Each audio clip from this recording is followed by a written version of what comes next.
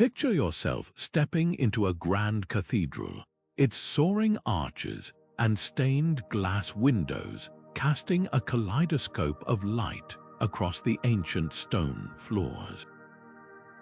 You marvel at the craftsmanship, the history, the sheer weight of centuries pressing down from above. But what if I told you that beneath your feet, hidden in the shadows of this sacred space, lies an entire world, a lost city, buried and forgotten by time? These cathedrals, monuments to faith and power, are not just gateways to the heavens, they are also gateways to the past, concealing entire civilizations beneath their foundations. This is the story of the lost cities hidden beneath cathedrals and the deliberate choices that buried them, choices steeped in religion, politics, and the relentless march of history. Think about it. Why would anyone build a cathedral over an existing city? It's not just a matter of convenience or practicality. These acts of burial were deliberate, symbolic, and often deeply political.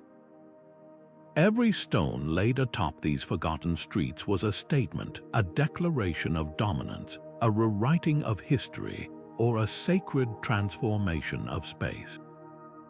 From the ruins of Roman temples to the remnants of Viking settlements, these buried cities are time capsules, preserving moments in history that might otherwise have been erased.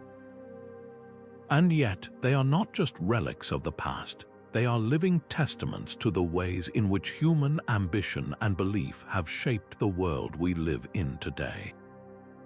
In this video, we'll journey beneath some of the most iconic cathedrals in the world, from the haunting crypts of Notre-Dame to the sunken streets of York Minster.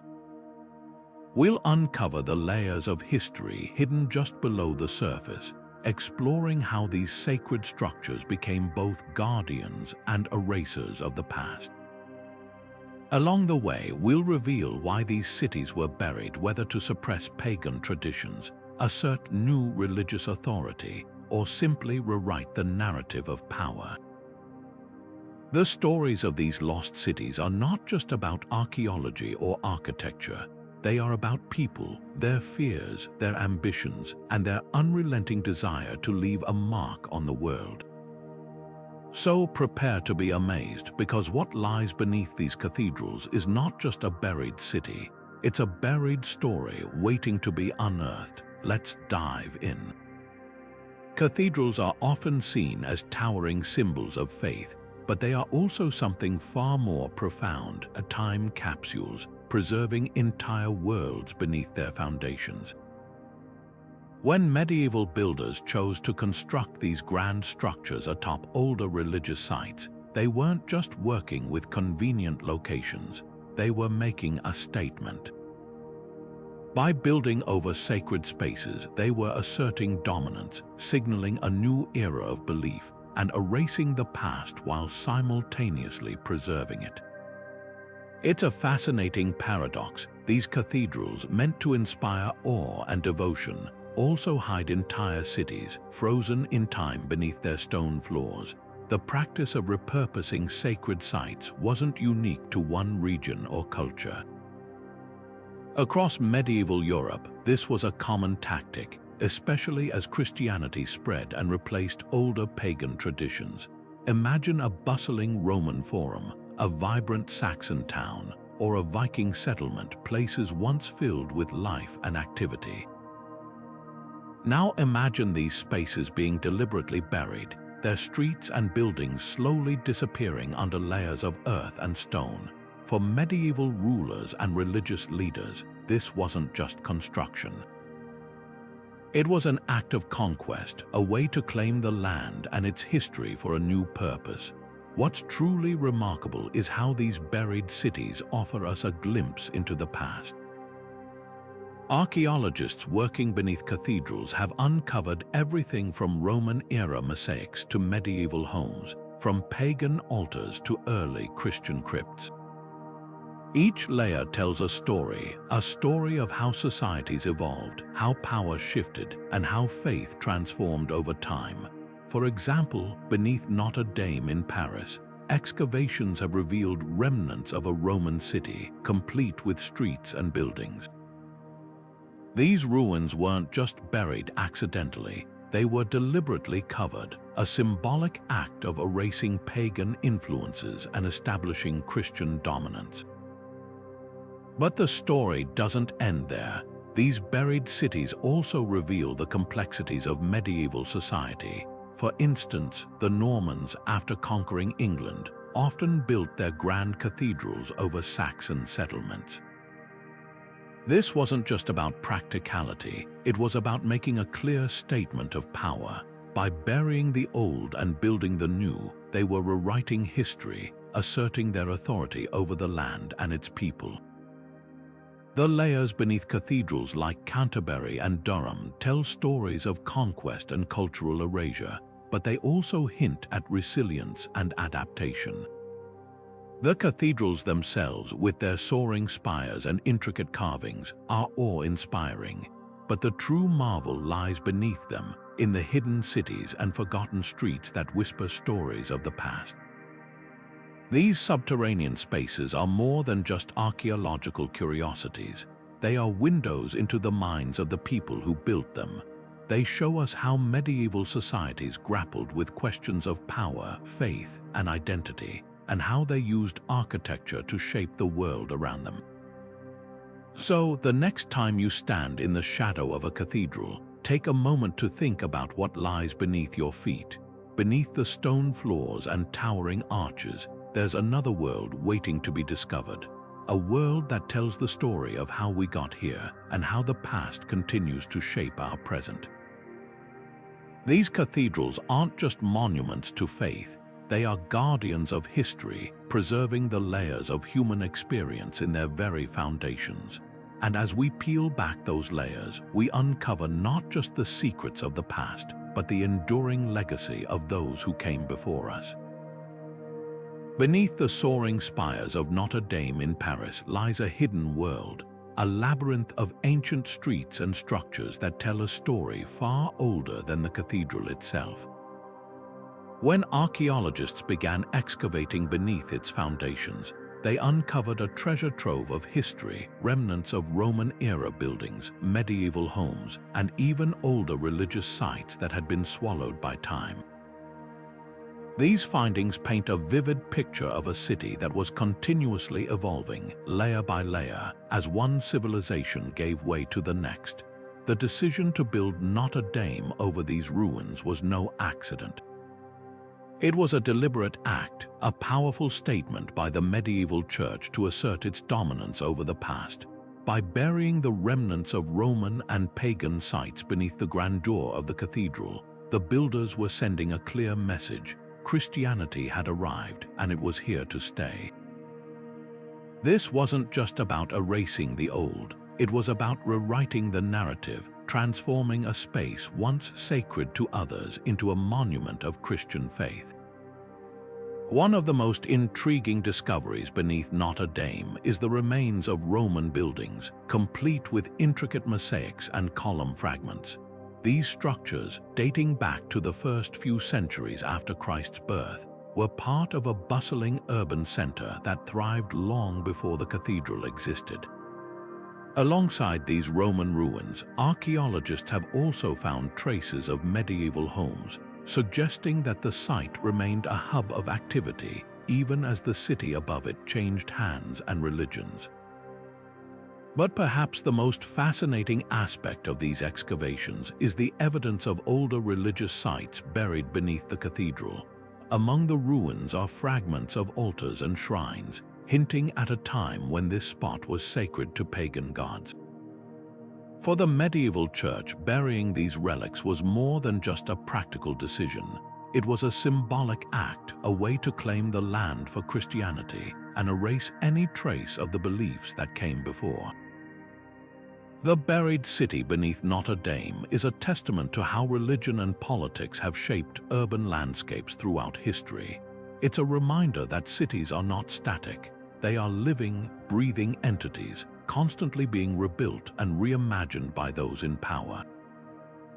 The layers beneath Notre-Dame reveal a complex interplay of conquest, faith, and identity, showing how each generation leaves its mark on the world, often by burying the marks of those who came before. As we walk through the grand halls of Notre-Dame today, it's easy to forget that beneath our feet lies an entire city, frozen in time. These hidden layers are more than just historical curiosities. They are windows into the past, offering us a glimpse of the lives and beliefs of those who walked these streets centuries ago. The buried city beneath Notre-Dame is a silent witness to the ebb and flow of history, a reminder that even the most enduring monuments are built on the foundations of what came before. Beneath the iconic Canterbury Cathedral lies a hidden world of crypts and tunnels, a subterranean maze that tells the story of England's layered past. These underground passages are more than just architectural features. They are time capsules preserving remnants of a Saxon town that once thrived long before the Normans arrived. When you descend into the crypts, you're walking through the remnants of a community that was deliberately buried, its streets and homes erased by the conquerors who sought to impose their will on the land.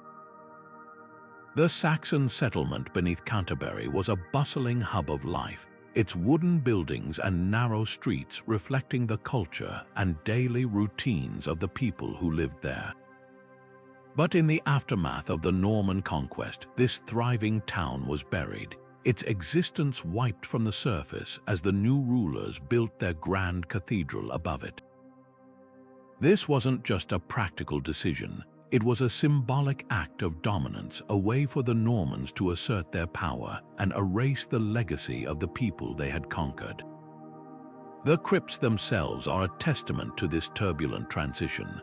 As you wander through these dimly lit chambers, you'll find a mix of Norman architecture and Saxon craftsmanship, a silent dialogue between the old and the new. The Normans didn't just bury the past, they incorporated it into their designs, using the foundations of the Saxon settlement as the base for their cathedral. This blending of styles serves as a metaphor for the broader cultural shifts that took place during this period, as the Normans reshaped England in their image. But the crypts weren't just a place to bury the past, they also became sacred spaces for the present. Over the centuries, these underground chambers were used as burial grounds for bishops, saints, and other important figures, their tombs adding another layer of history to the site. The crypts became a place of pilgrimage where people could come to honor the dead and reflect on the continuity of faith across generations. The layers beneath Canterbury Cathedral reveal more than just the physical remains of a Saxon town. They tell the story of how conquest reshaped not only cities but also identities. The Normans didn't just build a cathedral, they constructed a monument to their victory, a symbol of their authority that stood over the buried past. Yet in doing so, they also preserved the very history they sought to erase, creating a space where the stories of the conquered and the conquerors coexist. Walking through the crypts of Canterbury, you can almost hear the whispers of the past, the voices of the Saxons who once lived here and the Normans who rewrote their story. These underground passages are a reminder that history is never truly lost. It's just waiting to be uncovered, layer by layer, stone by stone. The crypts of Canterbury Cathedral are more than just a hidden city. They are a bridge between worlds, a place where the past and present meet in quiet, enduring conversation. Beneath the grand door of St. Peter's Basilica lies a hidden world that connects the early days of Christianity to the heart of the Vatican. This sacred site, one of the most revered in the Catholic world, was built atop an ancient Roman necropolis, a burial ground where early Christians were laid to rest. Unlike other cathedrals that sought to erase the past, the Vatican made a deliberate choice to preserve these ruins, weaving them into the very foundations of the basilica. This decision wasn't just about construction, it was a profound statement of faith and power. The necropolis beneath St. Peter's is a treasure trove of history, a silent witness to the struggles and triumphs of early Christians. Excavations have revealed a network of tombs, some adorned with intricate frescoes that depict scenes from Christian scripture alongside traditional Roman motifs. These artworks tell a story of cultural blending, where the old pagan world began to give way to a new Christian identity. Walking through these underground chambers, you can almost feel the presence of those who once gathered here to honor their dead and celebrate their faith in secret. One of the most striking discoveries in the necropolis is an ancient street, perfectly preserved under layers of earth and time. This road once led through the heart of the burial ground, connecting the tombs of the wealthy and the humble alike.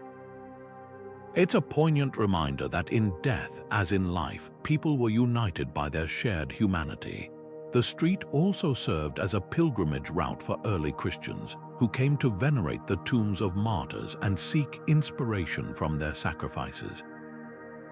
The decision to incorporate the necropolis into the basilica's design was both symbolic and strategic. By building St. Peter's atop this sacred ground, the Vatican created a direct link between the martyrs of the past and the Church of the present. This wasn't just a gesture of respect, it was a powerful assertion of the Church's authority and continuity. The basilica's foundations literally rest on the bones of those who gave their lives for their faith, a physical and spiritual connection that has endured for centuries. But the necropolis is more than just a historical artifact. It's a living testament to the resilience of faith. The early Christians buried here faced persecution and hardship, yet they held fast to their beliefs, laying the groundwork for the global church that would follow. Their stories are preserved in the very stones of St. Peter's, a reminder that faith can transcend even the darkest times. Today, the necropolis remains a place of pilgrimage, not just for archaeologists but for the faithful who come to pay their respects to the martyrs of the past. It's a space where history and spirituality intersect, where the echoes of ancient prayers mingle with the whispers of modern visitors. The buried city beneath St. Peter's Basilica is more than just a relic. It's a bridge between two worlds, a tangible connection to the roots of Christianity that continues to inspire and awe. As you stand in the shadow of the basilica's towering dome, remember that beneath your feet lies a hidden chapter of history waiting to be rediscovered. Chartres Cathedral, with its soaring Gothic spires and intricate stained glass, is a masterpiece of medieval architecture, but beneath its majestic facade lies a hidden world that tells a different story. Beneath the cathedral's floors, a network of underground chambers, wells, and ancient structures reveals the remnants of a Gallo-Roman settlement. This buried city, intentionally concealed by the cathedral's builders, offers a fascinating glimpse into how sacred spaces were repurposed across centuries, blending the old with the new in a powerful act of cultural transformation. The Gallo-Roman settlement beneath Chartres was once a thriving center of pagan worship, centered around a sacred spring believed to hold healing powers. When the cathedral was constructed in the 12th century, the builders chose this site deliberately, not just for its spiritual significance but also to assert Christian dominance over the pagan past. The ancient wells and chambers were filled in, and the stones of the old settlement were reused in the cathedral's construction, effectively burying the pagan world beneath a monument to Christian faith. This practice was both practical and symbolic. Reusing materials from the earlier settlement saved time and resources, but it also sent a clear message: the old gods had been replaced by the new. The cathedral's foundations literally rest on the ruins of a pagan past, a physical reminder of the Church's authority and its ability to absorb and transform earlier traditions. The hidden layers beneath Chartres are a testament to the ingenuity of medieval architects, who seamlessly integrated the old into the new, creating a sacred space that honored both continuity and change. One of the most intriguing features of the underground chambers is the preserved well, which was once a focal point of pagan worship. Water from this well was believed to have miraculous properties, and pilgrims would travel great distances to drink from it. The cathedral's builders didn't destroy the well but instead incorporated it into the structure, redirecting its waters into a Christian context. This act of appropriation was common in medieval Europe, where sacred sites were often repurposed to ease the transition from pagan to Christian worship. The reuse of materials wasn't just a matter of convenience, it also carried deep symbolic meaning. By incorporating stones from the pagan settlement into the cathedral's walls, the builders created a tangible link between the old and the new, suggesting that Christianity was not a break from the past but its fulfillment. This blending of traditions can be seen in the cathedral's art and architecture, where ancient motifs and symbols were reinterpreted through a Christian lens. The buried city beneath Chartres is a silent witness to the complex interplay of faith, power, and culture in medieval Europe. It reminds us that history is rarely a clean break, but rather a layering of traditions, each building on what came before. As you walk through the cathedral with its soaring arches and luminous stained glass, take a moment to consider the hidden world beneath your feet, a world of ancient springs, sacred wells, and the enduring power of transformation. The lost layers of Chartres are more than just archaeological curiosities. They are a profound testament to the ways in which the past continues to shape the present. Beneath the towering spires of York Minster, one of England's most iconic cathedrals, lies a hidden world that tells the story of a dramatic cultural shift. Excavations beneath the cathedral have revealed the remnants of a bustling Viking city, complete with wooden houses, workshops, and even a Viking-age church. These structures, preserved in the damp earth for centuries, offer a vivid snapshot of life in a time when York, known as Jorvik, was a thriving hub of Viking activity. The Normans, who conquered England in the 11th century, deliberately buried this vibrant settlement to make way for their grand cathedral, erasing the physical traces of the previous rulers and asserting their own legacy. The Viking city beneath York Minster was a testament to the Norse influence in England during the 9th and 10th centuries. Jorvik was a center of trade, craftsmanship, and religious practice, with its streets lined with timber-framed buildings and its air filled with the sounds of blacksmiths, bakers, and merchants. The discovery of a Viking-age church is particularly significant, as it reveals the blending of pagan and Christian traditions during this period. The Normans, however, saw these remnants as symbols of a past they sought to overwrite. By constructing their cathedral over the Viking ruins, they made a clear statement of their authority and the supremacy of their vision for England. The burial of the Viking city was not just a physical act, but also a cultural and political one. The Normans were masters of symbolism, and by building their cathedral on top of the Viking settlement, they demonstrated their power to reshape the landscape both literally and metaphorically.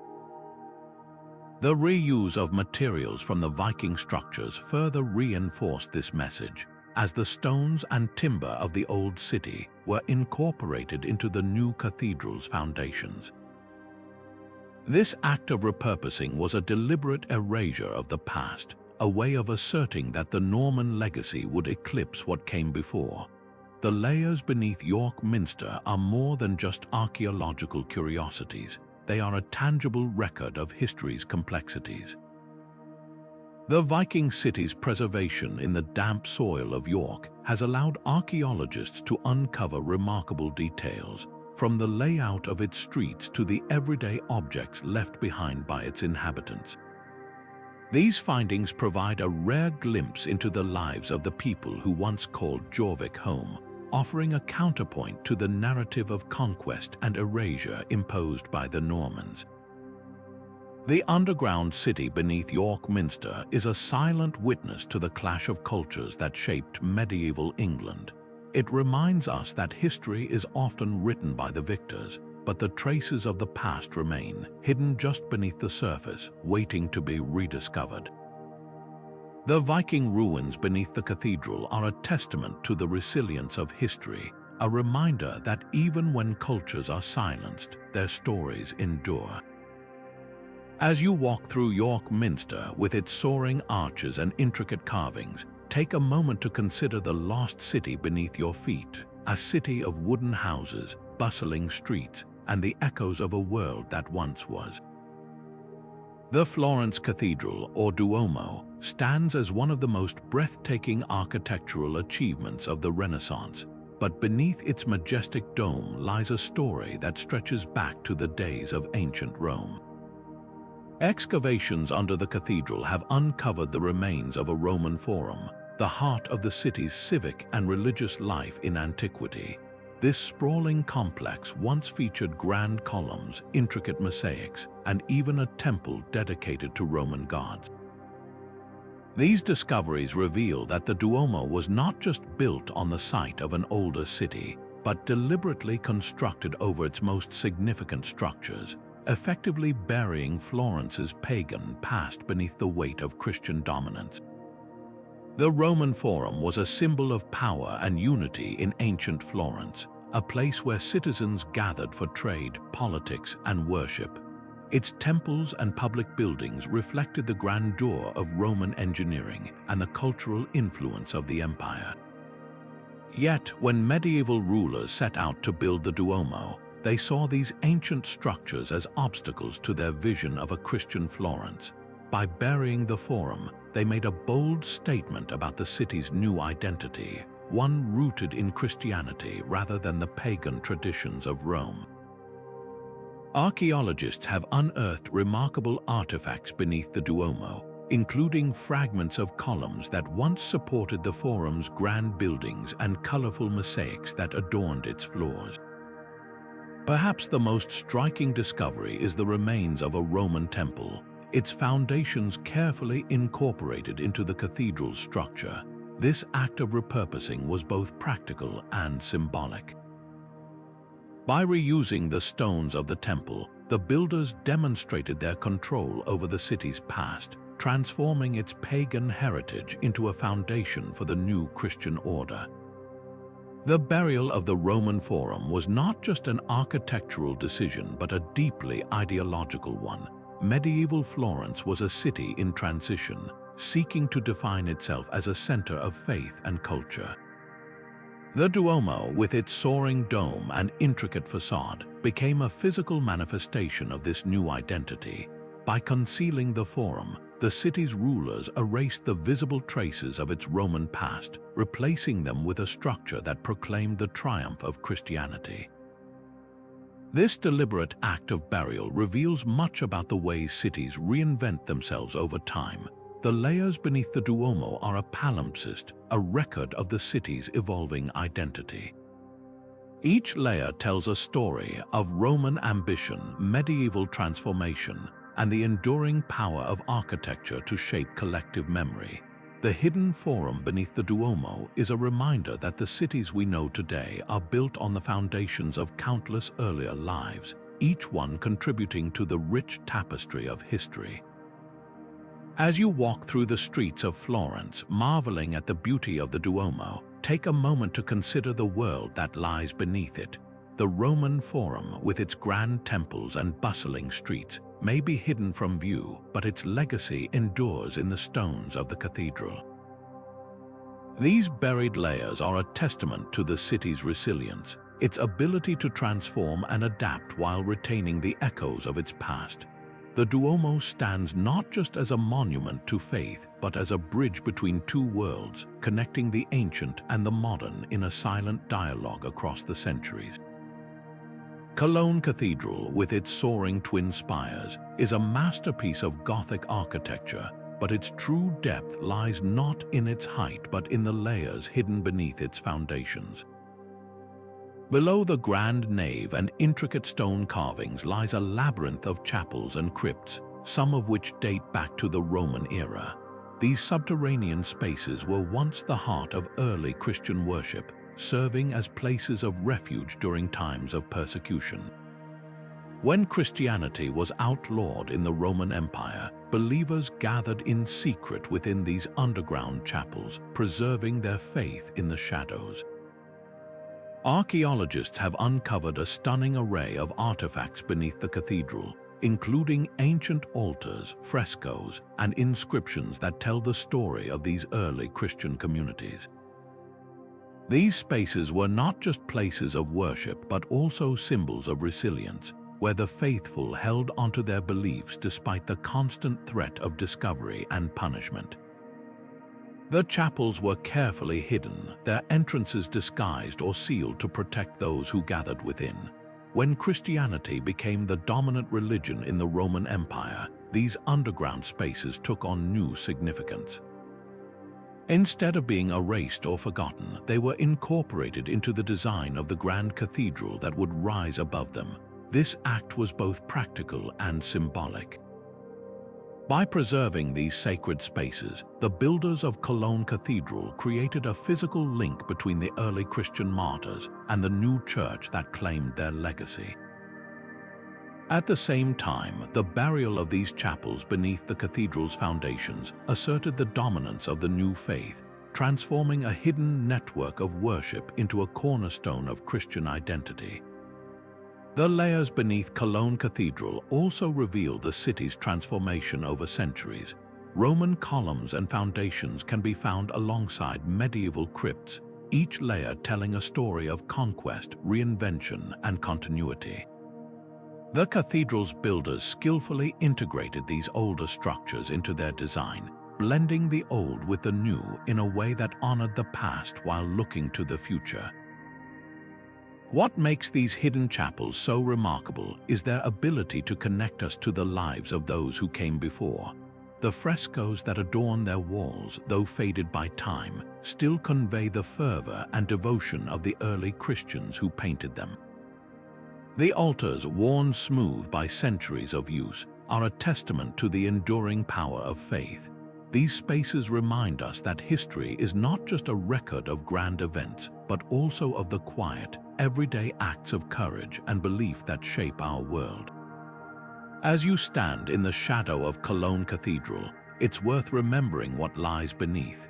The hidden chapels and crypts are more than just archaeological curiosities. They are a window into a pivotal moment in history, when a persecuted faith rose to become a defining force in European culture.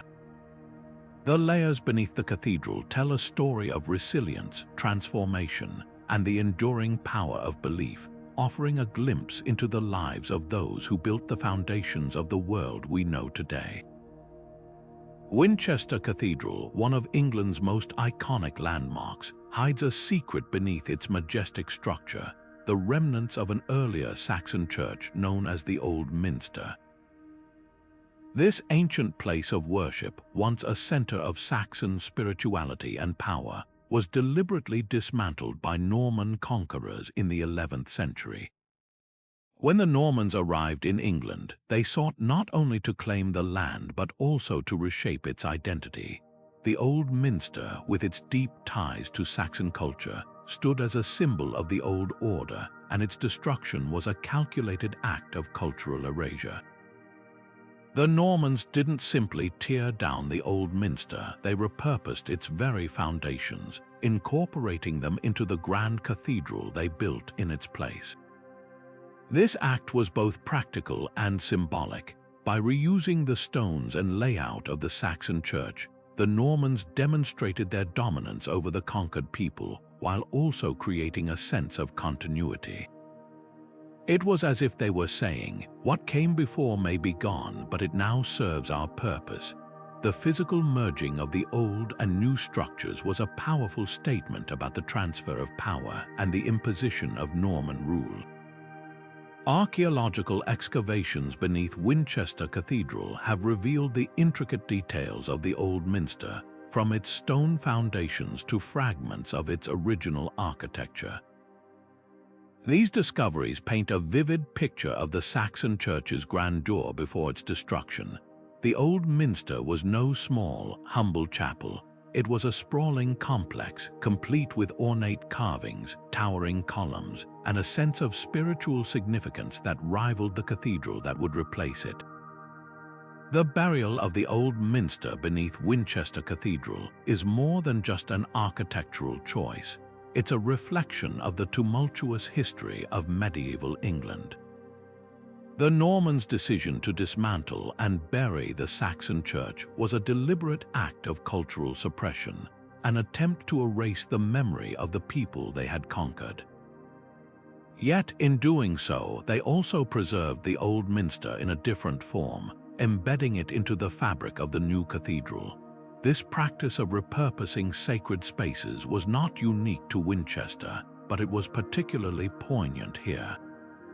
The old Minster had been a place of pilgrimage, its altars and relics revered by Saxon worshippers. By incorporating its remains into the new cathedral, the Normans sought to redirect that spiritual energy toward their own version of Christianity. In a way, the buried Saxon church became a bridge between two worlds, its legacy quietly influencing the rituals and traditions of the cathedral above. The story of the old Minster beneath Winchester Cathedral is a reminder of how architecture can be used as a tool of power and identity. Every stone, every foundation, tells a story of conquest, resistance, and reinvention. The buried Saxon church is not just a relic of the past, it's a testament to the ways in which history is written, rewritten, and sometimes buried, only to be rediscovered centuries later.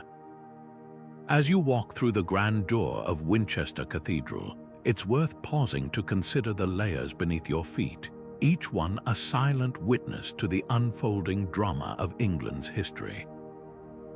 Strasbourg Cathedral, with its breathtaking Gothic spire and intricate facade, is a marvel of medieval architecture, but beneath its grandeur lies a hidden world of tunnels, crypts, and forgotten chapels, each with its own story to tell. These subterranean passageways were not just architectural quirks, they served vital functions in the life of the cathedral and the city it dominated. The tunnels beneath Strasbourg Cathedral were used for a variety of purposes, blending the sacred with the practical. During times of peace, they hosted solemn processions, allowing clergy and worshippers to move through the cathedral's depths in quiet reflection. The crypts, meanwhile, became resting places for bishops and other prominent figures, their tombs adorned with intricate carvings and inscriptions. These underground spaces were not merely functional, they were imbued with spiritual significance, connecting the living with the long-departed. Yet the tunnels also held a more urgent purpose. In an era when cities often faced sieges and invasions, Strasbourg Cathedral doubled as a fortress. The underground passages served as escape routes, allowing defenders to flee or regroup during attacks. Some tunnels reportedly led to nearby buildings or even outside the city walls, providing a lifeline in times of crisis. This dual role, as both a place of worship and a strategic stronghold, reflected the cathedral's central importance in medieval Strasbourg. The cathedral's builders didn't just add these tunnels to an existing structure, they incorporated older, buried spaces into their design. Beneath the cathedral lie remnants of earlier churches and even Roman structures, carefully preserved and repurposed. By burying these older buildings, the cathedral's architects created a unified sacred space, one that honored the past while asserting the dominance of the new. This blending of old and new is a recurring theme in the history of Strasbourg Cathedral. The incorporation of older structures wasn't just practical, it was symbolic.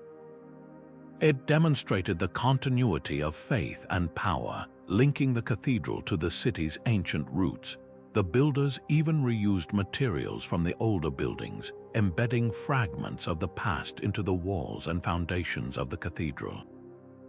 Today, the tunnels beneath Strasbourg Cathedral offer a glimpse into the complex history of the site. Archaeologists have uncovered chapels that were once vibrant places of worship but have long since faded into obscurity. These hidden spaces, with their faded frescoes and weathered altars, are silent witnesses to centuries of change. The subterranean world beneath Strasbourg Cathedral is a testament to the ingenuity and foresight of its builders. They created a structure that was not only a spiritual beacon but also a practical fortress, a place of refuge and a link to the past. The tunnels and crypts beneath the cathedral remind us that history is often layered, with each generation leaving its mark on the landscape. As you stand in the shadow of Strasbourg Cathedral's towering spire, take a moment to consider what lies beneath, a hidden world of stories, secrets, and history waiting to be uncovered. Milan's Duomo, with its forest of spires and intricate marble facade, is a symbol of the city's faith and ambition.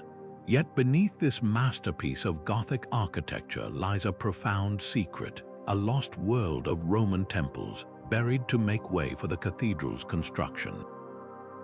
These ancient structures, dedicated to pagan gods, were deliberately concealed as part of a sweeping religious and cultural transformation. Excavations beneath the Duomo have uncovered striking remnants of this buried past.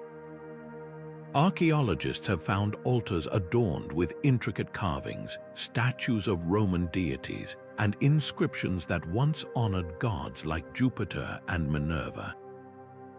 These discoveries paint a vivid picture of a thriving Roman city, where temples stood as focal points of worship and civic life. The decision to bury these temples was no accident. It was a calculated move by medieval authorities to erase the pagan past and assert the dominance of Christianity. The transformation of the site was both practical and symbolic. The builders of the Duomo reused materials from the Roman temples, incorporating ancient stones and columns into the cathedral's foundations. This act of repurposing was not just about efficiency, it was a powerful statement. By physically dismantling the temples and embedding their remnants into the new structure, the cathedral's creators signaled the triumph of the new faith over the old. The burial of these temples also reflects the broader cultural shifts of the time. In medieval Europe, the conversion of pagan sites into Christian spaces was a common practice, serving as a visual and physical reminder of the Church's authority. Milan's Duomo is a prime example of this trend, its foundations resting on the ruins of a pagan world. The layers beneath the cathedral tell a story of conquest, not of armies, but of ideologies. What makes the lost city beneath Milan's Duomo particularly fascinating is its preservation. Unlike many sites where ancient structures were completely destroyed, the Roman temples here were carefully buried, their remnants left largely intact. This deliberate act of preservation suggests a complex relationship between the old and the new. While the pagan temples were no longer visible, they were not entirely erased. Instead, they became part of the cathedral's hidden history, a silent witness to the city's transformation. Today, the subterranean ruins beneath the Duomo offer a rare glimpse into Milan's Roman past. Visitors can explore the excavated remains, walking among the altars and inscriptions that once defined the city's religious life. These hidden layers serve as a reminder that history is rarely a clean break from the past. It is a process of layering, repurposing, and reimagining. The Duomo, with its soaring spires and buried temples, stands as a testament to this ongoing dialogue between the old and the new. Milan's Duomo is not just a physical structure, it is a palimpsest, a living document of the city's evolving identity. The lost Roman temples beneath its foundations are more than archaeological curiosities. They are a tangible link to a world that was deliberately buried but never fully forgotten.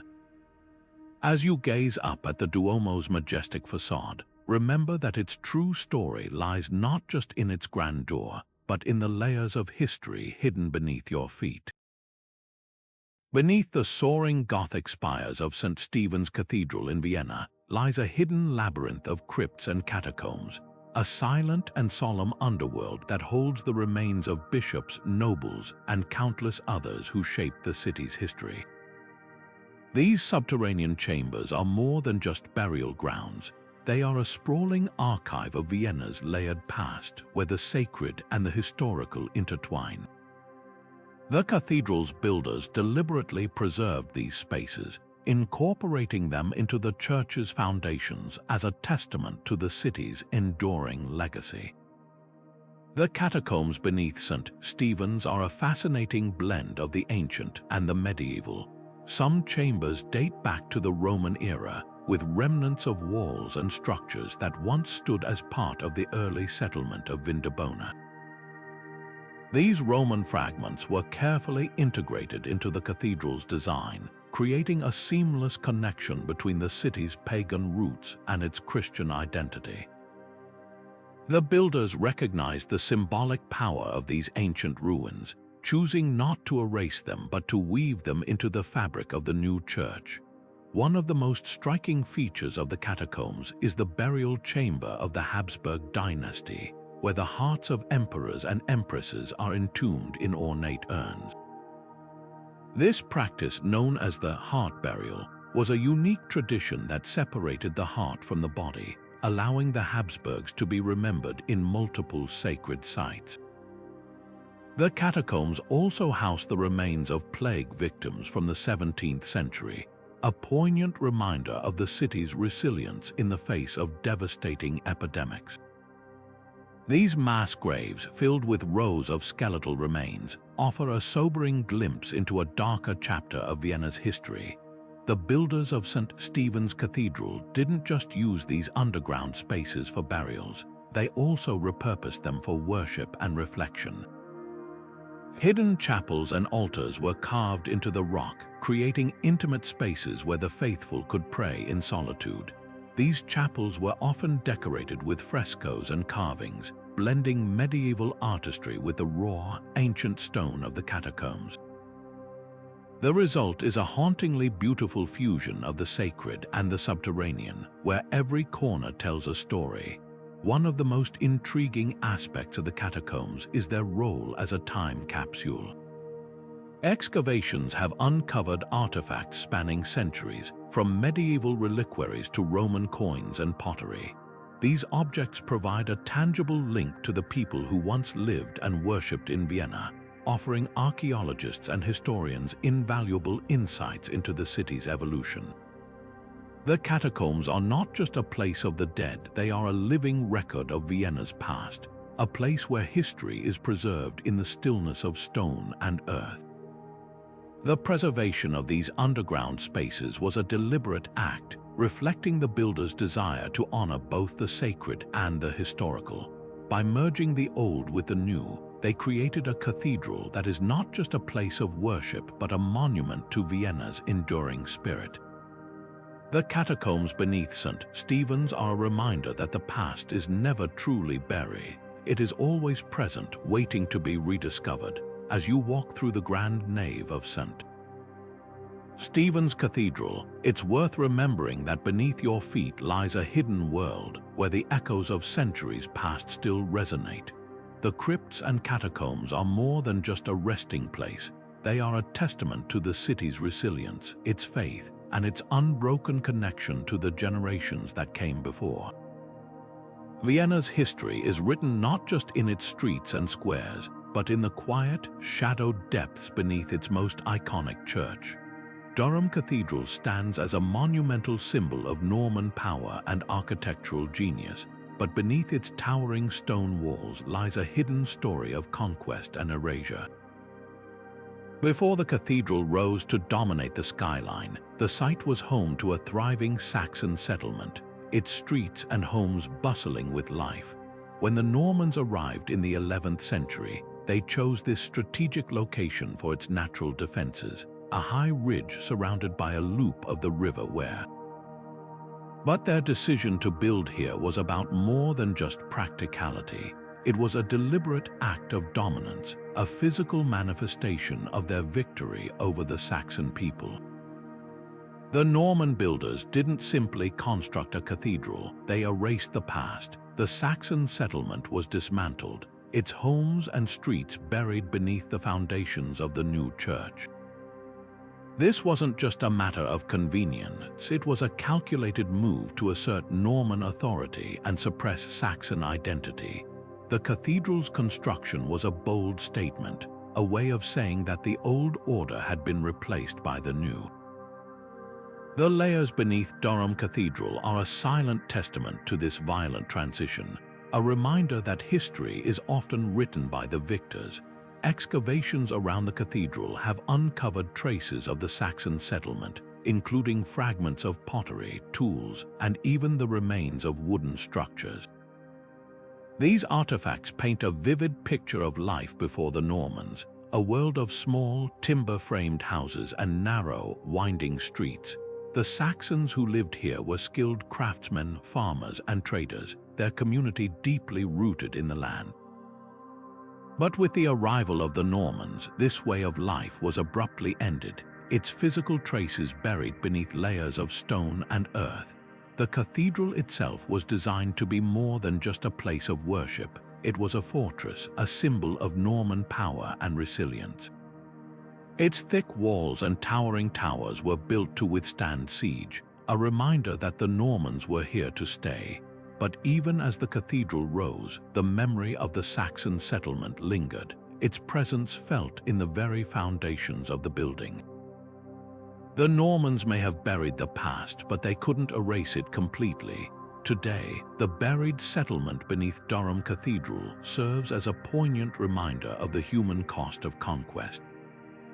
The Saxon people who once lived here were displaced, their homes destroyed, and their way of life forever altered. The cathedral, for all its beauty and grandeur, is built on the ruins of a conquered people. It's a sobering thought, one that challenges us to consider the stories that lie beneath the surface of history. As you walk through Durham Cathedral, it's worth taking a moment to reflect on what lies beneath your feet. The Saxon settlement may be gone, but its legacy endures, a hidden chapter in the story of England's past. The cathedral stands as a testament to the power of architecture to shape history, but it also reminds us that every monument has a story, and sometimes that story is one of loss and transformation. The sunken Saxon settlement beneath Durham is more than just an archaeological curiosity. It's a powerful symbol of the complex, often painful, intersections of faith, power, and identity. Bath Abbey, with its stunning Gothic architecture and soaring spire, is a masterpiece of medieval craftsmanship, yet beneath its grandeur lies a hidden connection to an even older world, the Roman Empire. When the Abbey was constructed in the 7th century, it was built directly atop the ruins of a Roman bath complex, a site that had been a center of life and ritual for centuries. The Romans, who first established the city of Aquisules, revered the natural hot springs found here, believing them to be sacred to the goddess Sulis Minerva. The baths they built were more than just a place to bathe. They were a hub of social, religious, and cultural activity, a testament to the ingenuity and ambition of Roman Britain. When the Abbey's builders began their work, they faced a choice: destroy the remains of the Roman baths or repurpose them. They chose the latter, incorporating the old stones into the foundations of the new church. This was not just a practical decision, it was a symbolic act, an effort to Christianize a site that had long been associated with pagan worship. By building the abbey over the baths, the medieval architects were making a statement. The old gods were gone, replaced by the new faith of Christianity. The layers beneath Bath Abbey tell a story of continuity and transformation, a bridge between two worlds that were both deeply connected and fundamentally different. The Roman baths themselves were a marvel of engineering, featuring intricate heating systems, ornate mosaics, and grand halls that showcased the wealth and sophistication of the Roman Empire. The hot springs, which still flow today, were believed to have healing properties, drawing pilgrims from across the empire. Over time, the baths fell into disuse, their grand halls crumbling into ruins. Yet the site retained its sacred significance, making it a natural choice for the construction of a Christian church. Excavations beneath Bath Abbey have revealed the remains of the Roman baths, offering a glimpse into this lost world. Archaeologists have uncovered fragments of mosaics, columns, and even inscriptions dedicated to Sully's Minerva. These artifacts serve as a reminder of the layers of history hidden beneath our feet, each one telling a story of faith, power, and cultural exchange. The Abbey's builders may have sought to erase the past, but in doing so, they inadvertently preserved it, creating a time capsule that bridges the gap between Roman Britain and medieval Christianity. The story of Bath Abbey and its hidden Roman baths is a powerful reminder of how sacred spaces evolve over time. What began as a pagan shrine became a Christian church, its foundations literally built on the ruins of the past. Today, the Abbey stands as a testament to the enduring power of faith and the complex ways in which history is layered and reinterpreted. As you walk through its halls, take a moment to consider the ancient stones beneath your feet. They are more than just building materials. They are a connection to a world that once was, a silent witness to the passage of time and the ever-changing nature of belief. Salisbury Cathedral, with its iconic spire and breathtaking Gothic architecture, is often celebrated as one of the finest examples of medieval engineering. But beneath its serene exterior lies a story of political intrigue and deliberate transformation. The cathedral was constructed not on solid ground but on a drained marsh, a site chosen for reasons that went far beyond practicality. This decision was deeply tied to the shifting power dynamics of medieval England, and it concealed beneath its foundations the remnants of a lost medieval town, a silent witness to a pivotal moment in history. The story begins with Old Sarum, an ancient hill fort that served as a political and religious center for centuries. Perched on a hilltop, Old Sarum was a symbol of Norman power, its castle and cathedral standing as testaments to the authority of the new rulers. However, by the early 13th century, Old Sarum had become a contentious site. The hill's exposed location made it vulnerable to the elements, and tensions between the castle's military garrison and the cathedral clergy reached a boiling point. Bishop Richard Poore, seeking a fresh start, made the bold decision to relocate the cathedral to a new site, a marshy plain 2 miles away. This move was not just about finding a more hospitable location, it was a calculated political maneuver. By building the cathedral on the marsh, Bishop Poore distanced it from the old power center of Old Sarum, asserting the church's independence and creating a new focal point for the region. The marsh was drained, and the cathedral's foundations were laid over the remains of a small medieval town, its streets and buildings buried to make way for the grand new structure. This act of burial was as much about erasing the past as it was about building the future, a symbolic rejection of the old order in favor of a new vision. Archaeological excavations beneath Salisbury Cathedral have revealed fragments of this lost town, timber-framed buildings, pottery shards, and traces of daily life that offer a glimpse into the world that once existed here.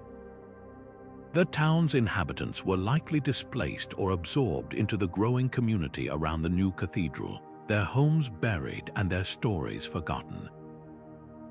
Yet these remains serve as a powerful reminder of how geography and politics shaped medieval cities, forcing communities to adapt and rebuild in the face of shifting power structures. The buried town beneath Salisbury Cathedral is more than just an archaeological curiosity. it is a testament to the complex interplay of faith, ambition, and change that defined the medieval world. The relocation of the cathedral marked a turning point in the region's history, transforming Salisbury into a thriving center of pilgrimage and trade. Today, as visitors marvel at the cathedral's soaring arches and intricate stained glass, few realize that beneath their feet lies a hidden chapter of English history, a story of resilience, reinvention, and the enduring power of human ambition. St. Vitus Cathedral, a towering masterpiece of Gothic architecture, dominates the skyline of Prague Castle, its spires reaching toward the heavens in a symbol of faith and power. But beneath this grandeur lies a hidden world, a labyrinth of crypts and chambers that tells a story far older than the cathedral itself. These underground spaces are not just resting places for kings and saints. They are windows into the layered history of Bohemia, a region shaped by centuries of cultural and religious transformation. The cathedral's crypts are a sanctuary of memory, housing the tombs of some of the most revered figures in Czech history. Among them lies the tomb of Saint Wenceslaus, the patron saint of Bohemia, whose legacy is woven into the very fabric of Czech identity. Nearby, the remains of kings and emperors rest in solemn grandeur, their tombs adorned with intricate carvings and symbols of their reigns. These crypts are more than burial sites. They are a testament to the enduring connection between faith and power in medieval Europe. Yet beneath these crypts, deeper still, lies an even older world. Archaeologists have uncovered the foundations of a Romanesque church, a structure that predates the Gothic cathedral by centuries. This church, with its simpler, more austere design, was itself built atop pagan shrines, sacred spaces that once served the spiritual needs of the region's earliest inhabitants. The cathedral's builders did not erase these layers of history. Instead, they incorporated them, creating a unified sacred space that honored the past while asserting the dominance of the new Christian order. This deliberate act of preservation and transformation is a recurring theme in the history of St. Vitus Cathedral. The pagan shrines, the Romanesque church, and the Gothic crypts are not separate chapters but interconnected layers, each one building upon the last. The cathedral's underground world is a palimpsest, a manuscript in which older texts are overwritten but never fully erased. It is a physical manifestation of the way history is made, not as a clean break from the past, but as a continuous process of reinvention and reinterpretation. The relics and artifacts found in these crypts add another dimension to this story. Among the treasures are ancient manuscripts, ceremonial objects, and fragments of frescoes, each one a piece of the puzzle that is Bohemian history. These relics are not just historical curiosities, they are tangible links to the people who lived, worshipped, and ruled here, their stories preserved in the stone and earth beneath the cathedral. The underground world of St. Vitus Cathedral is a reminder that history is never truly buried. It is always present, shaping the world above in ways both seen and unseen. As visitors walk through the cathedral's grand nave, few realize that beneath their feet lies a hidden landscape of memory and meaning, a place where the past and the present are inseparable. The crypts and relics of St. Vitus are not just a part of history, they are history itself, waiting to be discovered and understood. Beneath the soaring spires of Barcelona's cathedral lies a secret world, a network of Roman streets frozen in time, buried beneath centuries of history. These ancient pathways, once bustling with the life of a thriving Roman colony, now rest in silence, their stories preserved in the layers of earth and stone. Excavations have brought to light not just streets but entire neighborhoods, complete with workshops, homes, and even a baptistery from the early Christian era. This underground city is a testament to Barcelona's origins as Barcino, a Roman settlement that laid the foundations for the vibrant metropolis we know today. The decision to bury these Roman structures was no accident. As Barcelona grew during the medieval period, the city's leaders sought to transform it into a Christian stronghold, a beacon of faith and power. The old Roman city, with its pagan temples and public spaces, represented a past that needed to be reimagined. By building the cathedral over these ruins, the city's rulers symbolically erased the pagan legacy, replacing it with a new narrative of Christian dominance. The layers beneath the cathedral are not just physical remnants but a deliberate act of cultural and spiritual reinvention. What makes this buried city particularly fascinating is the way it bridges two worlds. The Roman streets, lined with the remains of workshops and homes, tell the story of everyday life in ancient Barcino. Here, artisans crafted goods, merchants traded wares, and families lived their lives in the shadow of Roman imperial power. The early Christian baptistery discovered among these ruins speaks to a time of transition when the new faith began to take root in the Roman world. This blend of the everyday and the sacred offers a rare glimpse into the complexities of urban evolution, where the past and the present are inextricably linked. The mosaics uncovered beneath the cathedral add another layer to this story. These intricate works of art, with their geometric patterns and vibrant colors, showcase the skill and creativity of Roman craftsmen. Yet they also serve as a reminder of the cultural richness that was deliberately buried to make way for the new Christian order. The juxtaposition of these mosaics with the cathedral's Gothic architecture creates a striking contrast, a visual representation of the shifts in power and belief that shaped Barcelona's history. The lost Roman city beneath Barcelona's cathedral is more than just an archaeological site. It's a hidden chapter in the city's urban evolution. Each street, each mosaic, each fragment of a wall tells a story of transformation, of a city reinventing itself while carrying the weight of its past.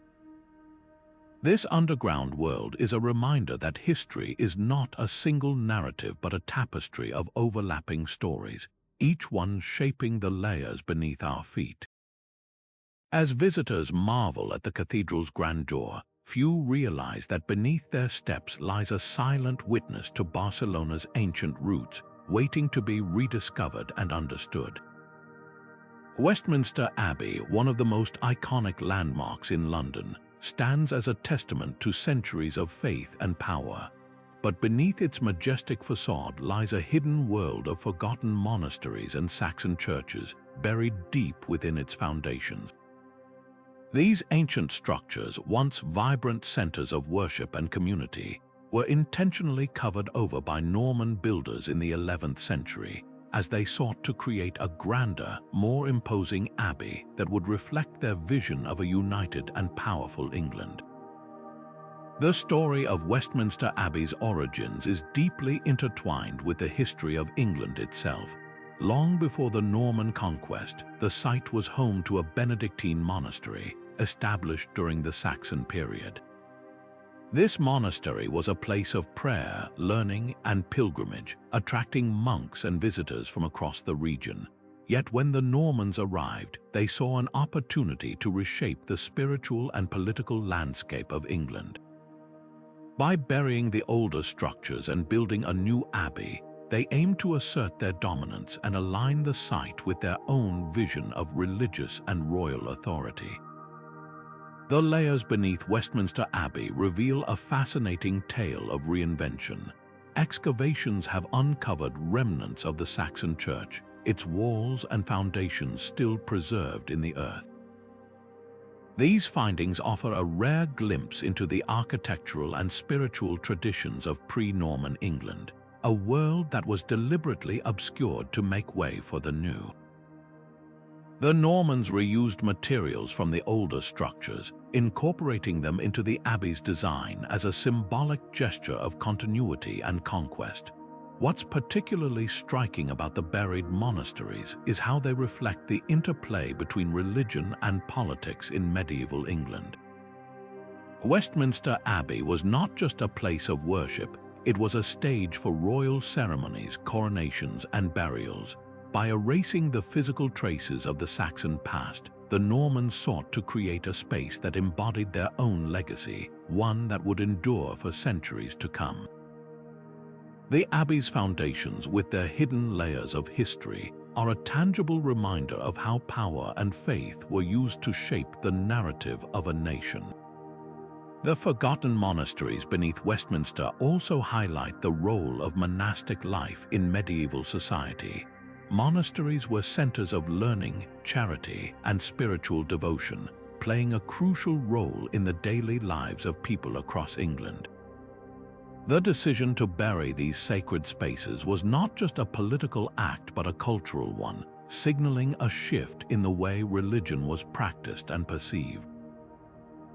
The Abbey's builders preserved some elements of the older structures, such as crypts and relics, blending the old with the new in a way that honored the past while looking to the future.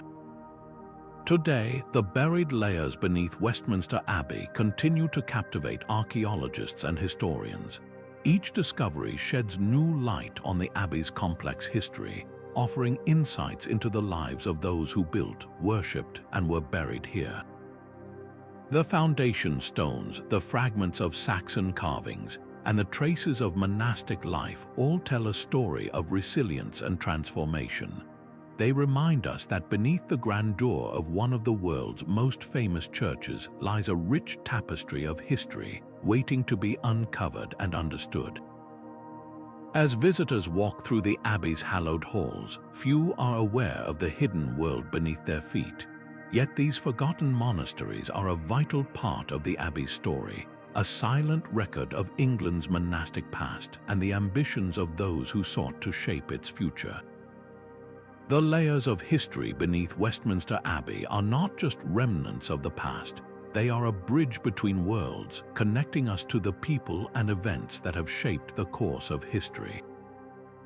Rheims Cathedral, a masterpiece of Gothic architecture and a symbol of French history, holds more than meets the eye. Beneath its soaring vaults and intricate stained glass windows lies a hidden network of crypts, each one a portal to the distant past. These ancient underground chambers house relics from the Merovingian and Carolingian eras, two dynasties that shaped the early foundations of France.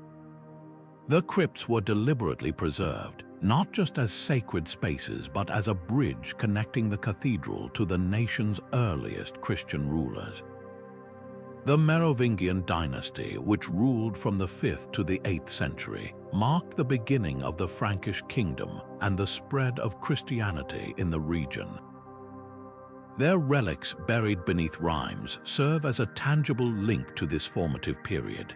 The Carolingians who followed brought with them a revival of art, culture, and religion, culminating in the coronation of Charlemagne as Holy Roman Emperor in the year 800. Rheims Cathedral itself became the traditional site for the coronation of French kings, a tradition that began with the crowning of Louis the Pious in the year 816. The crypts beneath the cathedral thus became a place where the spiritual and political legacies of these rulers were interwoven. What makes these crypts particularly fascinating is the intentionality behind their preservation. Unlike other sites where older structures were buried to make way for new ones, the crypts of Rheims were maintained as sacred spaces, respected for their historical and spiritual significance.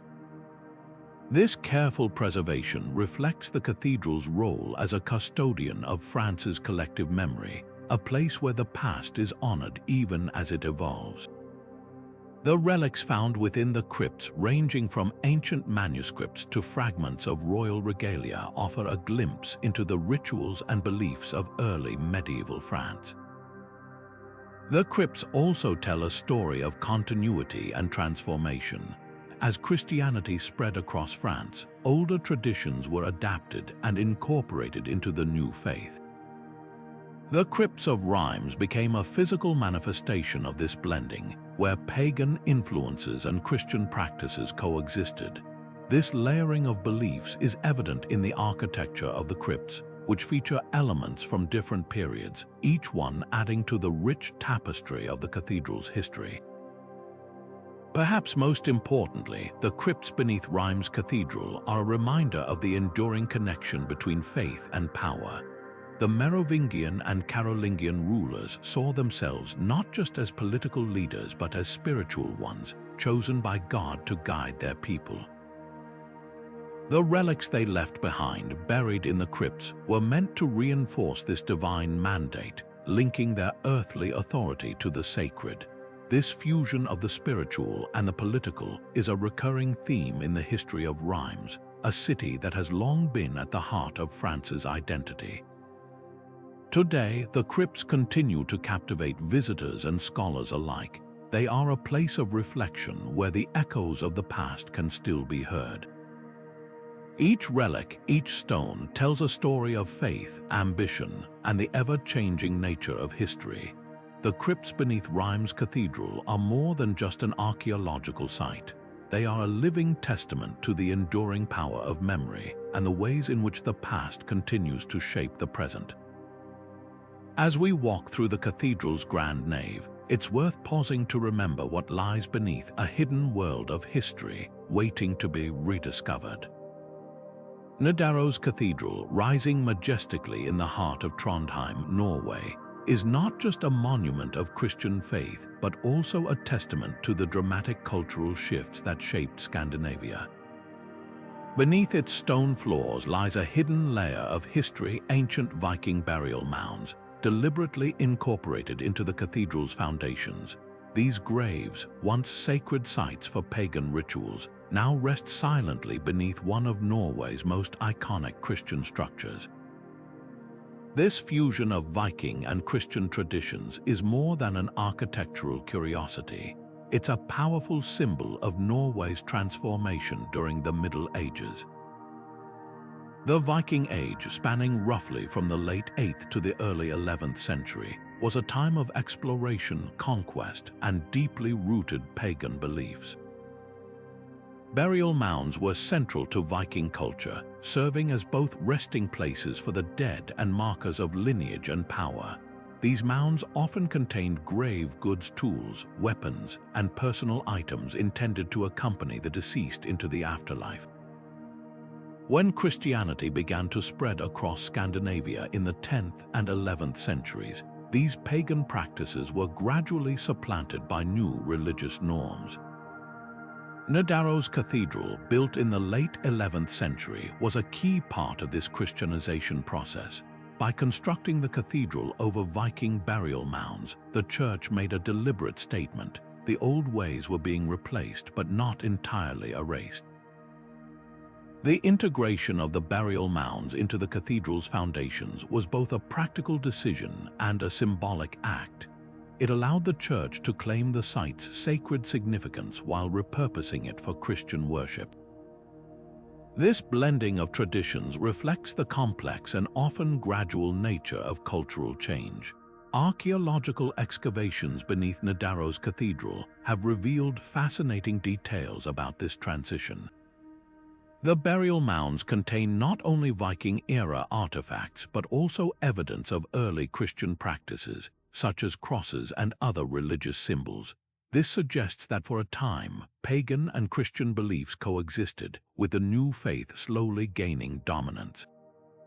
The cathedral itself, with its intricate carvings and Gothic architecture, stands as a physical representation of this evolving identity, a bridge between the Viking past and the Christian future. The story of Nidaros Cathedral and its buried Viking graves is also deeply tied to Norway's national identity. The cathedral became a pilgrimage site, drawing visitors from across Europe to venerate Saint Olaf, Norway's patron saint and a key figure in the country's Christianization. Olaf's remains, enshrined within the cathedral, further reinforced its role as a spiritual and cultural center. The Viking graves beneath the cathedral, though hidden from view, serve as a reminder of the nation's roots and the enduring influence of its pre-Christian heritage. Today, Nidaros Cathedral continues to inspire awe and reverence. both for its architectural beauty and its historical significance. Visitors who walk through its halls are not just stepping into a place of worship, but into a layered narrative of faith, power, and transformation. The buried Viking graves beneath the cathedral are a silent witness to this journey, a hidden chapter in Norway's story that connects the past to the present. They remind us that history is rarely a clean break, but rather a series of interwoven layers, each one shaping the world we live in today. Trier Cathedral, nestled in Germany's oldest city, is a fascinating example of how history layers itself over time. Beneath its towering spires lies a hidden world of Roman grandeur, an ancient fort and palace deliberately buried and repurposed by medieval builders. This burial wasn't just an architectural choice, it was a symbolic act marking the transition from Roman dominance to Christian authority in one of Europe's most historically significant cities. Trier, known as Augusta Treverorum in Roman times, was once a thriving imperial center. It served as a key administrative and military hub, with grand structures like the fort and palace reflecting its importance. These buildings were symbols of Roman power, housing emperors and hosting lavish ceremonies. But as the Roman Empire declined and Christianity began to rise, these sites took on new significance. When Trier Cathedral was constructed in the 4th century, its builders made a deliberate decision to incorporate the Roman ruins into its foundations. This wasn't just practical, it was a statement. By building over the fort and palace, the church claimed the site's historical and spiritual authority. The Roman structures were buried but not entirely erased. Instead, they became part of the cathedral's story, a physical reminder of the city's transformation. Archaeological excavations beneath Trier Cathedral have uncovered remarkable details about this transition. The Roman fort's walls, still intact beneath the cathedral, show traces of its military past. The palace, once a seat of imperial power, reveals fragments of mosaics and frescoes that hint at its former grandeur. These discoveries provide a tangible connection to Trier's Roman heritage, while also illustrating how medieval builders repurposed these spaces for Christian worship. The cathedral itself is a marvel of medieval architecture, blending Romanesque and Gothic styles. Its design incorporates elements from the Roman ruins, such as columns and stones, creating a seamless link between the old and the new. This fusion of styles is more than just aesthetic. It's a testament to Trier's layered history.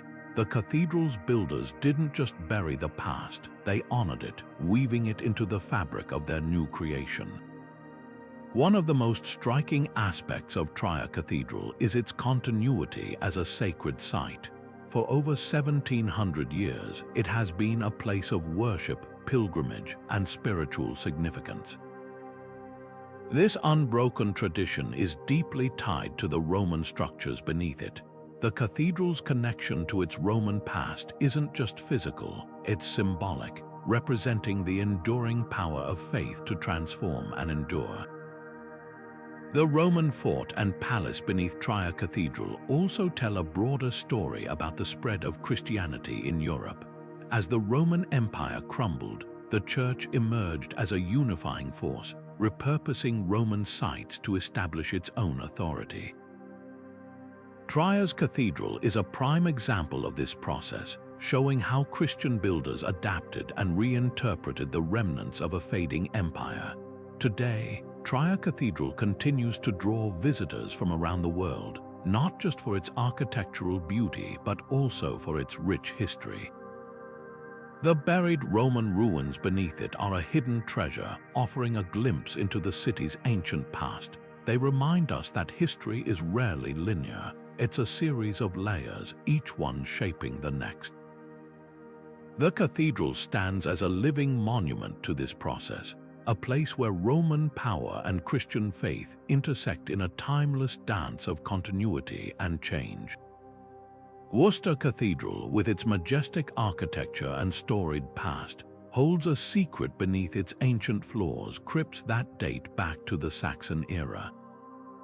These underground chambers are more than just burial sites.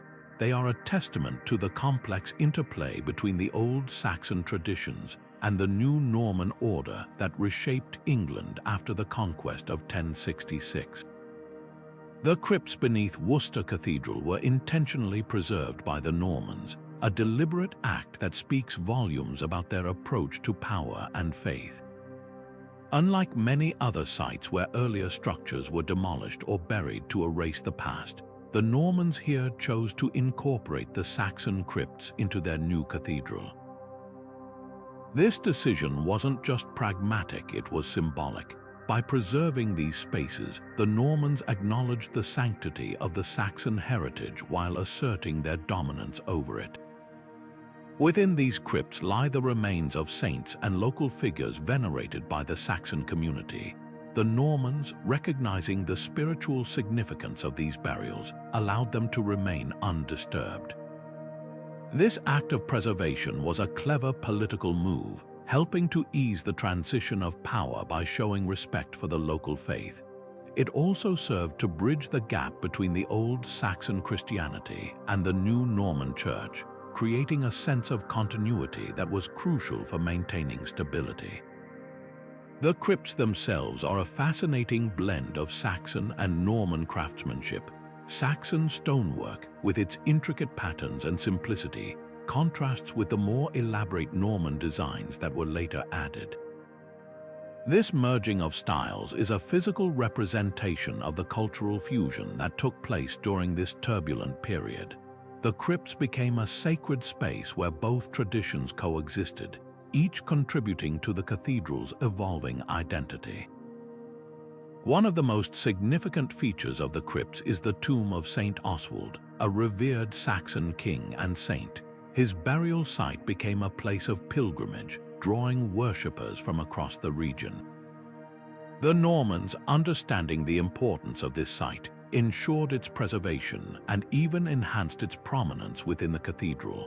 By doing so, they tied their own legacy to the veneration of a Saxon saint, further solidifying their position as the new spiritual leaders of England. The crypts beneath Worcester Cathedral also serve as a reminder of the gradual blending of Saxon and Norman cultures. While the Norman conquest was marked by violence and upheaval, it also led to a cultural synthesis that shaped the future of England. The preservation of these crypts is a tangible example of this process, showing how the Normans didn't simply overwrite the past, they absorbed and reinterpreted it.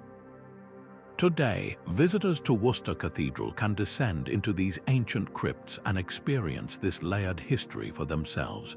The cool, dimly lit chambers evoke a sense of timelessness, their walls bearing witness to centuries of worship and transformation. The crypts are not just a historical curiosity, they are a living connection to the past, a place where the stories of Saxon and Norman England intersect. The preservation of the Saxon crypts beneath Worcester Cathedral is a powerful reminder of how history is often a story of continuity rather than rupture. While the Normans brought profound changes to England, they also recognized the value of what came before. The crypts stand as a bridge between two worlds, a silent testament to the enduring power of faith to unite and transform across generations. Tours Cathedral, a masterpiece of medieval architecture, sits atop a foundation that tells a far older story, one that stretches back to the height of the Roman Empire. Beneath its soaring spires and intricate carvings lie the remnants of Roman defensive walls, structures that once encircled the ancient city of Caesarionum, as Tours was known in Roman times. These walls, built with the precision and durability that defined Roman engineering, were not merely hidden away but intentionally incorporated into the cathedral's design, creating a fascinating blend of Roman practicality and medieval spirituality. The Roman walls beneath Tours Cathedral were part of a larger fortification system designed to protect the city from invading forces. Constructed in the 3rd century during a period of instability in the empire, these walls were a testament to Roman ingenuity, using local stone and advanced techniques to create a barrier that would stand the test of time. When the medieval builders of Tours Cathedral arrived centuries later, they found these walls still standing, a reminder of the city's ancient strength and significance. Rather than demolishing these Roman structures, the cathedral's builders chose to integrate them into the new church's foundations. This decision was both practical and symbolic. On a practical level, the Roman walls provided a solid base for the massive cathedral, their enduring strength offering stability for the grand new structure. Symbolically, their preservation was a powerful statement, linking the Christian cathedral to the city's Roman past and asserting the continuity of Tours' importance as a spiritual and strategic center. The incorporation of the Roman walls into the cathedral also reflects the broader medieval practice of repurposing ancient sites for Christian worship. By building over these Roman fortifications, the cathedral's builders were not just reusing materials, they were making a spiritual claim. The act of placing a Christian cathedral atop Roman walls symbolized the triumph of Christianity over paganism, the new faith rising from the foundations of the old. Yet the Roman walls beneath Tours Cathedral are more than just a symbol of religious transformation. They also speak to the city's enduring strategic importance. Tours, located at a crossroads in the Loire Valley, was a key military and economic center during the Roman era. The walls were built to defend this vital hub, and their preservation beneath the cathedral underscores the continuity of the city's role as a place of power and influence. Today, visitors to Tours Cathedral can still see traces of these ancient walls, their weathered stones a silent reminder of the city's layered history. Archaeologists have uncovered sections of the walls during excavations, revealing their impressive scale and craftsmanship. These discoveries offer a glimpse into the ingenuity of Roman builders and the resourcefulness of medieval architects who saw value in preserving the past even as they built for the future. The hidden Roman walls beneath Tours Cathedral are a testament to the enduring legacy of the Roman Empire and the transformative power of medieval Christianity. They remind us that history is not a series of isolated events but a continuous narrative where the past is always present, shaping the world we see today. The cathedral, with its blend of Roman and medieval elements, stands as a physical embodiment of this idea, a place where the ancient and the sacred coexist in quiet harmony. Lincoln Cathedral, one of the most iconic Gothic structures in England, holds secrets far beneath its towering spires and intricate stone carvings. Hidden beneath its grand nave and transepts lies a network of underground chapels, some of which date back to the Anglo-Saxon period. These subterranean spaces, now buried and largely forgotten, were once vibrant centers of worship and community life. Their altars, frescoes, and sacred objects have been preserved in the darkness, waiting for centuries to tell their stories. The chapels beneath Lincoln Cathedral were not always hidden. During the Anglo-Saxon era, these spaces were likely part of a smaller, earlier church or monastic complex that occupied the site before the Normans began construction of the Grand Cathedral in the 11th century.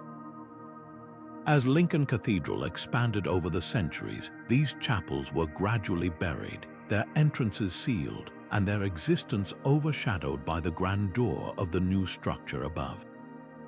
This process was not accidental but deliberate, as the cathedral's builders sought to create a unified sacred space that reflected the evolving architectural and religious priorities of the medieval church. What makes these lost chapels particularly fascinating is the artistry and care with which they were constructed. archaeologists and historians have uncovered traces of intricate frescoes adorning their walls, depicting scenes from the Bible and the lives of saints. These paintings, though faded by time, offer a glimpse into the spiritual and artistic traditions of the Anglo-Saxon and early medieval periods. The altars found within these chapels, often made of local stone, bear the marks of countless rituals and prayers, their surfaces worn smooth by the hands of worshippers centuries ago. The burial of these chapels was not merely a practical decision but also a symbolic one. As Lincoln Cathedral grew into a symbol of Norman power and Christian devotion, the older, smaller chapels beneath it came to represent a bygone era. By burying these spaces, the cathedral's builders were making a statement about the continuity of faith and the triumph of the new over the old. Yet, paradoxically, the preservation of these chapels beneath the cathedral also speaks to the builders' respect for the sacredness of the site and the layers of history that preceded their work. Today, the lost chapels beneath Lincoln Cathedral serve as a silent witness to centuries of change. They remind us that history is not a linear narrative but a complex tapestry of overlapping stories. Each layer beneath the cathedral tells a different tale of Anglo-Saxon devotion, Norman ambition, and the evolving nature of worship over time. While these chapels may no longer be accessible to the public, their existence invites us to imagine the lives of those who once prayed within their walls and to reflect on the ways in which faith and architecture shape our understanding of the past. As modern visitors walk through the majestic halls of Lincoln Cathedral, few realize that beneath their feet lies an older, hidden world. These lost chapels, though buried, continue to hold a kind of quiet power, their stories waiting to be rediscovered.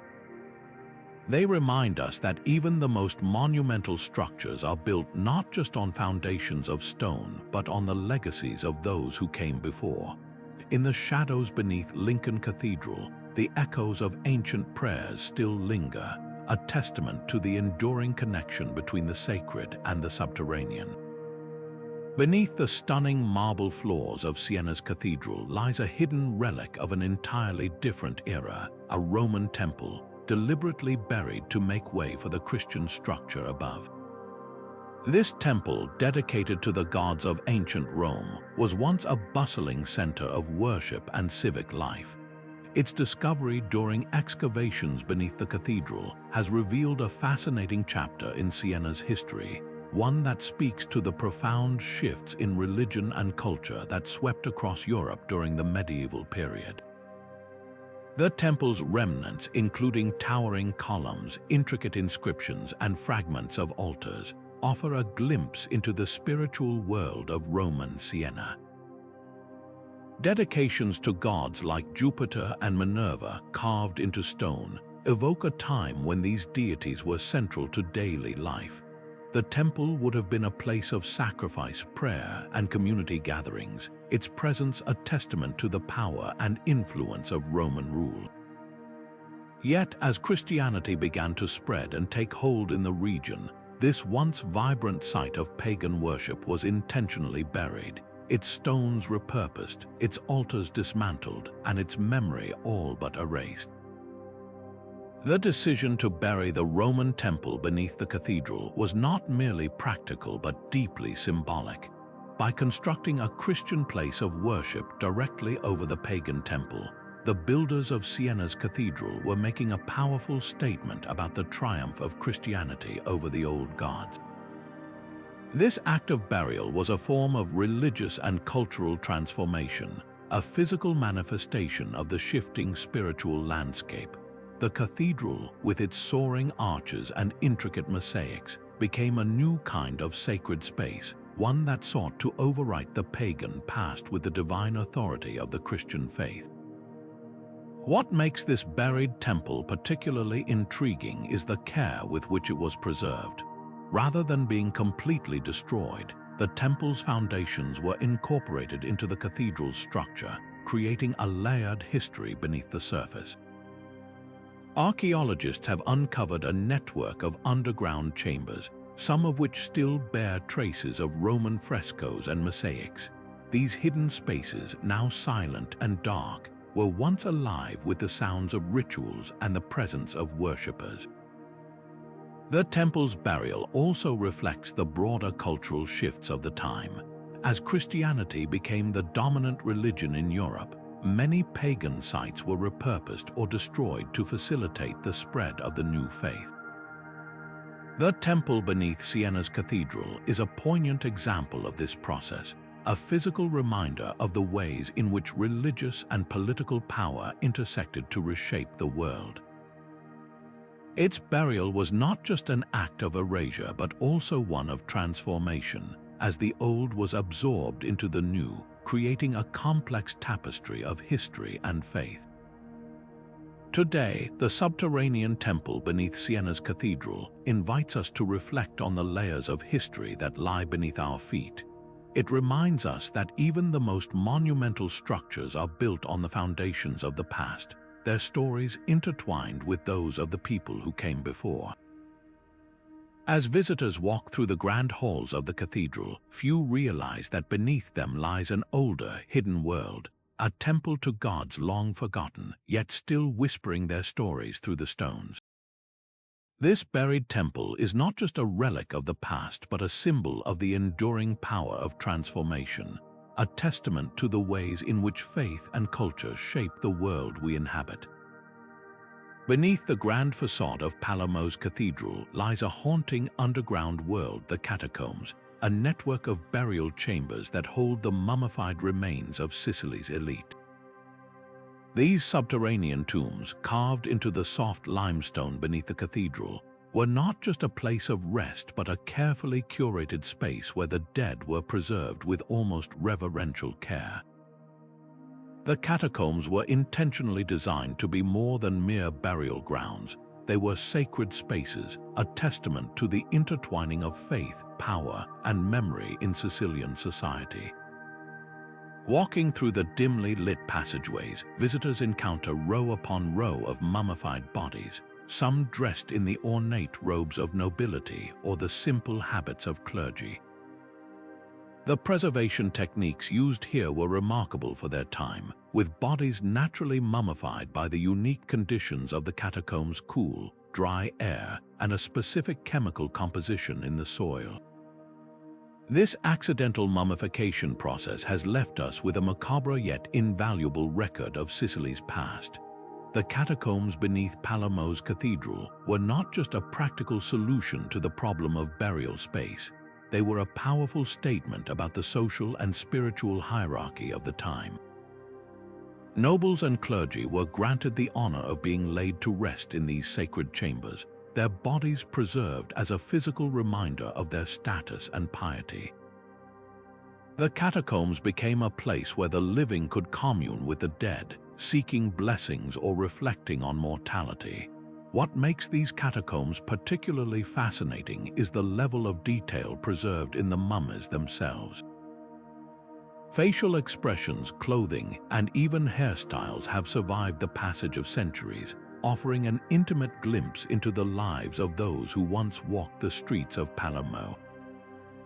Among the most famous residents is Rosalia Lombardo, a 2-year-old girl whose perfectly preserved body lies in a glass coffin, her features so lifelike that she has been dubbed the Sleeping Beauty of the catacombs.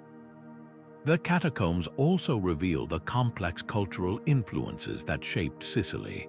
Over the centuries, the island was a crossroads of civilizations, from the Greeks and Romans to the Arabs and Normans.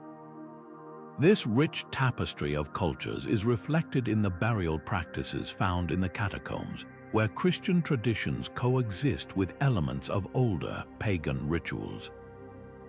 The preservation of the dead was not just a Christian custom but also a continuation of ancient beliefs about the afterlife and the importance of honoring one's ancestors. The intentional preservation of these catacombs speaks to the medieval mindset, where the boundary between life and death was often blurred. The dead were not just buried and forgotten but remained an active part of the community, their bodies serving as a reminder of the impermanence of life and the hope of resurrection. The catacombs were a place where the living could confront their own mortality, seeking solace in the presence of those who had gone before.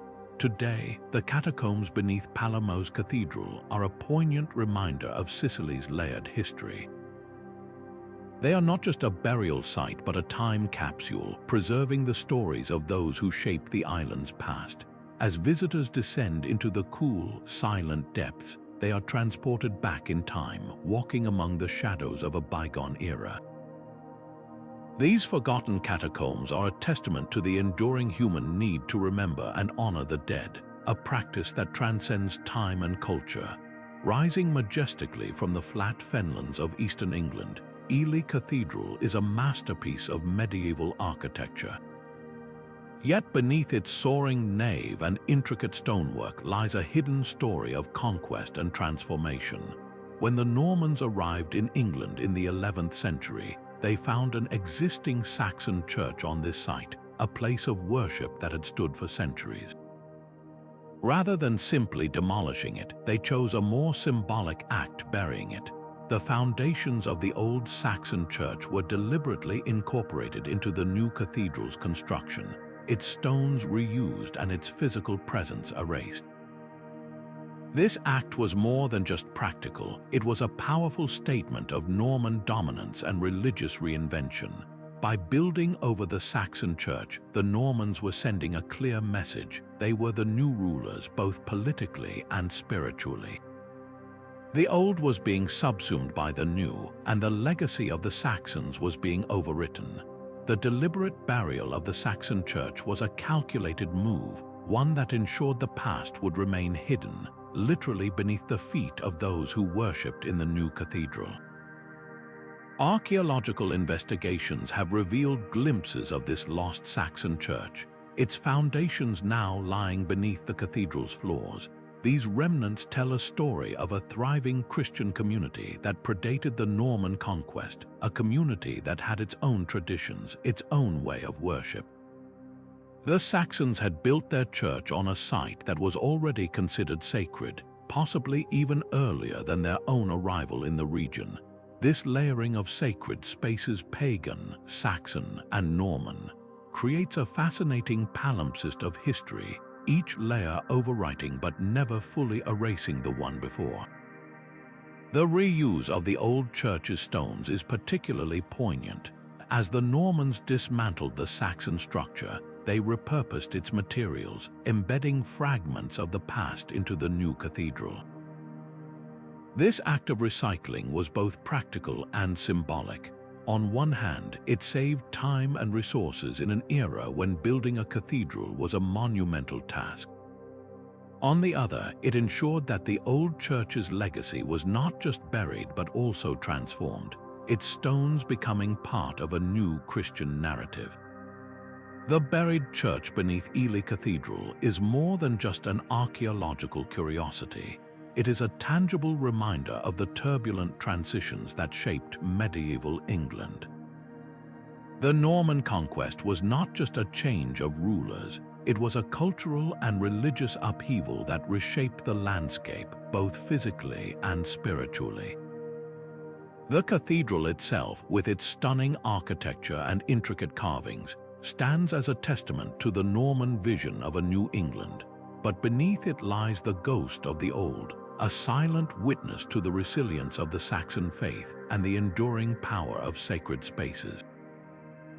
Visitors to Ely Cathedral today may marvel at its grandeur, but few realize that beneath their feet lies a hidden chapter of history.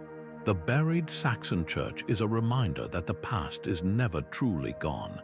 It is simply waiting to be rediscovered. As you walk through the cathedral, take a moment to consider the layers of history beneath you, each stone, each foundation, a testament to the complex interplay of faith, power, and memory that has shaped this sacred site. The story of Ely Cathedral is not just one of architectural triumph, but also of transformation, a story that continues to unfold with every new discovery. The lost cities beneath cathedrals are more than just archaeological curiosities. They are windows into the deliberate acts of burial that shaped history. From political statements to religious transformations, these hidden layers reveal how power, faith, and culture intersected in the medieval world. Each time a cathedral was built over an older site, it wasn't just about creating a new place of worship, it was about rewriting history itself. These buried cities are testaments to the ways in which societies sought to preserve, erase, or transform their pasts, often leaving behind clues for us to uncover centuries later. What makes these subterranean layers so fascinating is the deliberate nature of their concealment. They weren't buried by accident or lost to time. They were intentionally hidden, often with a clear purpose.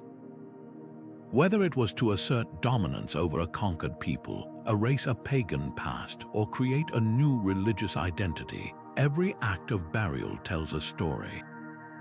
The ruins beneath Notre-Dame, the crypts of Canterbury, and the Roman necropolis under St. Peter's Basilica all speak to the complex interplay of faith and politics that defined the medieval world. These buried cities also challenge us to reconsider how we view history. Often, we think of the past as something fixed and unchanging, but the layers beneath cathedrals show us that history is fluid, shaped by the actions and decisions of those who came before us. The Normans buried Saxon churches to erase resistance to their rule.